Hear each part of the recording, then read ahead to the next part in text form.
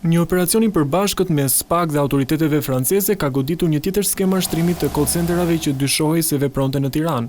Aksioni është zhvilluar të mërkurën ku janë ushtruar kontrolle në një qendër thirrjesh dhe në 4 banesa në kuadër të një hetimi ndërkombëtar për mashtrime përmes investimeve në kriptomonedha. Sipas hetimeve, viktimat kryesisht shtetas francez kontaktoheshin nga persona me identitete të rreme, të cilët i bindin të investonin në platforma online duke u premtuar fitime të larta. Dëmi i shkaktuar arrin në rreth 2 milionë euro. Nga shkëmbimi i informacionit përmes Eurojust, autoritetet franceze kanë ndihmuar në gjurmimin e fondeve të transferuara në kriptovaluta, çka ka çuar në identifikimin e disa shtetasve shqiptar të përfshirë në këtë aktivitet kriminal. Një person është ndaluar si dyshuar kryesor për hapjen e portofoleve të kriptovalutave dhe transferimin e parave, ndërsa janë identifikuar edhe 5 persona të tjerë të përfshirë në këtë aktivitet kriminal.